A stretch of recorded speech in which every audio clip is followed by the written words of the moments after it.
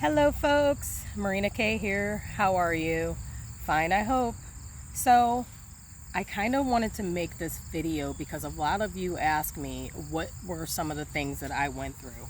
And I did write some down because as you recover, you tend to forget uh, uh, some of the symptoms that you had. And so, like, a lot of them I actually had to really think about, like, because you forget as you get through life after recovery. And so I did write some down. So if I miss any, please do not be shy. Put some in the comments for me and we can go over those. We can talk specifically about those things if you would like. But all in all the symptoms are from anxiety. And if you have been checked and cleared by your doctor, it is time to just call it what it is, and that's anxiety. Okay, so to give you a little comfort there, a lot of people suffer from this stuff, and you are not the only one. Your symptoms are not unique in any way. And I know that sometimes it feels like, yeah, you are the 1% who's gonna go crazy. You are the 1% who is just different. And this is not the case. So again, if you've been checked out and cleared by all the doctors that you want to be checked by, then move on, okay? And know that it's just anxiety. But some of the symptoms that I used to have was dizziness. I had nausea, brain fog, which was like a big issue for me. And I guess that would kind of go into the DPDR, the depersonalization, and the derealization. And a lot of people do say that that one really bothers them because it's almost like you're not in your body, that you are just not you. And it could be really weird and throw you off a little bit with DPDR. But I did suffer from that. And brain fog goes right along with, the DPDR. Cold and hot flashes. I had vibration. There was like this vibrating kind of feeling all the time where I think the best way that I can describe it is kind of like standing like on a trampoline and people like jumping on it and you're kind of like bouncing up a little bit but with a vibration too. That's kind of like how I can describe it, but it's hard to be clear about that. But buzzing. So this was a very strange sensation for me too, because it was almost like there was an electricity kind of thing going on constantly in my body. It was just very strange. Intrusive thoughts. Now, intrusive thoughts is very hard for a lot of people that suffer with anxiety, and they kind of bring this with depression and your thoughts kind of being very out there. A lot of people fear those intrusive thoughts, but know that the intrusive thoughts are not you. In fact, you think all the time. Thoughts are just thoughts.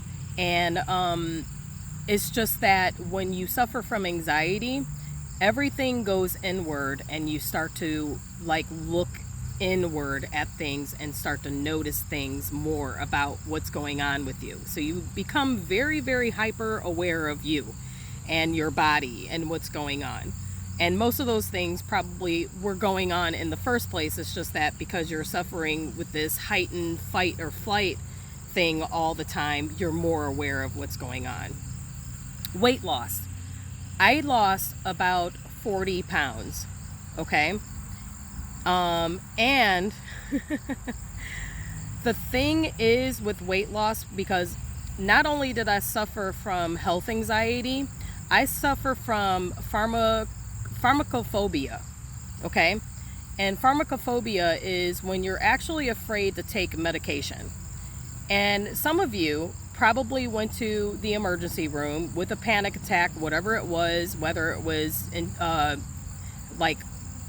drugs, alcohol, maybe you had a loss in the family, a panic attack. You go to the hospital after a panic attack, and immediately they want to put you on medication. Okay.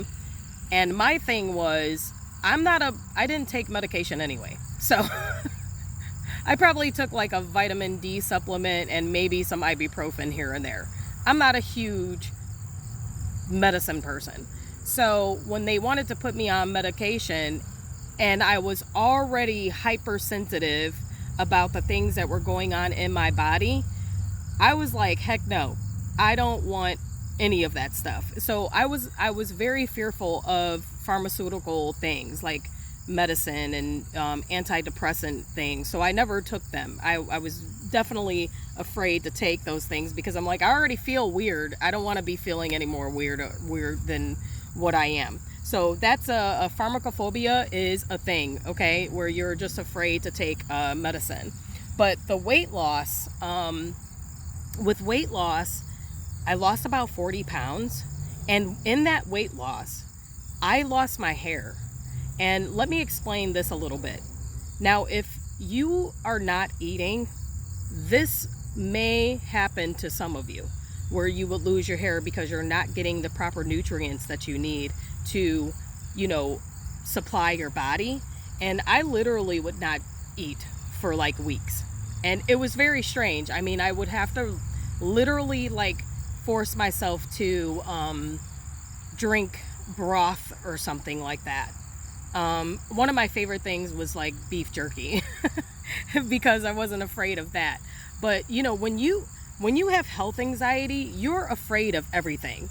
You think that everything is going to kill you, and it's a crazy thing. It's literally a crazy thing, and the brain is a very powerful thing. So, but if you suffer from the hair loss, that's a normal thing. And in fact, all these things that I'm telling you are all normal. It's all normal with a damaged nervous system, a very tired nervous system that's just like, I had enough. Okay.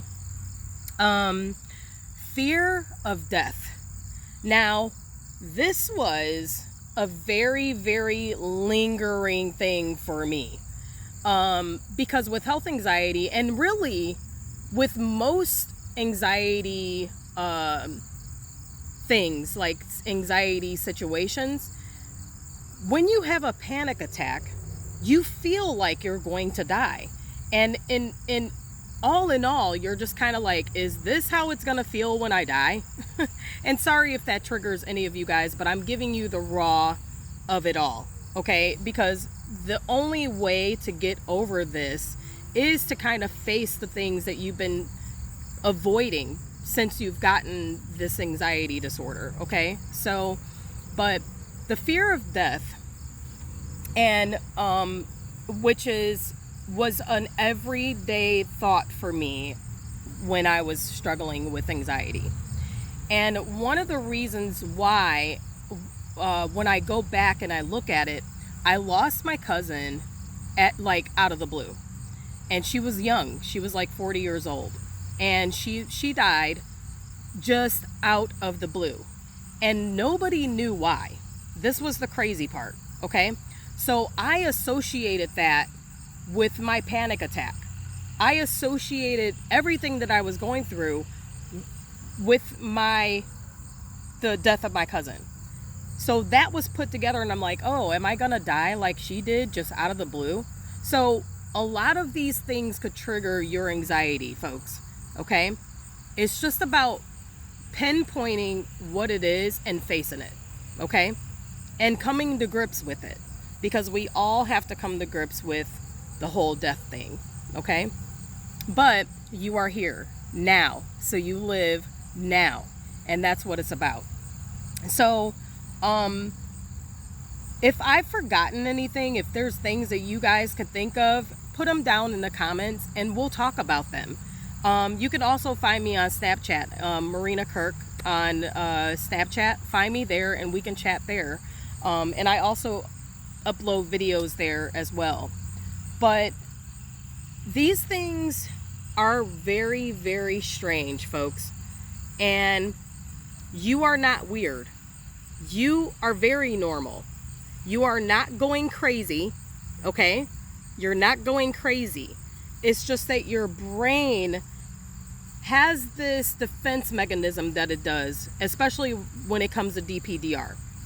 It's a defense mechanism that causes you to your brain to kind of shut down so that it doesn't have to take on, it makes you numb to the stress almost, if that makes sense. So you want to basically bring down your general stress levels, all right? And desensitizing yourself, okay? When you desensitize yourself, and that's just by, relaxing, chill out for a while, you know what I mean? Go get a massage or something like that. But don't get these massages and don't do yoga and don't do things in hopes for symptoms to go away. Just do them because you want to do them. Okay? But relax, calm down. These things are all normal. And you're going to have your triggers. The triggers are going to happen because you're sensitized. But avoiding these triggers, avoiding things that you used to do, will turn into phobias. And you don't want that. You will be deeper into your situation. So you want to come out of that place, deal with the situation, okay? And regroup and move on. Move on. Remember, live as if you do not have these symptoms. Okay? Live as if you do not have these symptoms. None of it can hurt you. It feels like it can, but none of it can hurt you. You are just fine, okay? And yeah, like and share this video. Subscribe if you haven't already. I would love to have you guys. More links are going to come up as we build this channel. And I hope that this helps you guys because I know how you feel. I sympathize for all of you who are here, who's struggling with understanding what's going on. You are not alone. Everything is going to be okay. And just relax, chill out, give your anxieties to the Lord, okay? Because He loves and cares about you. Let's talk soon. Love you guys.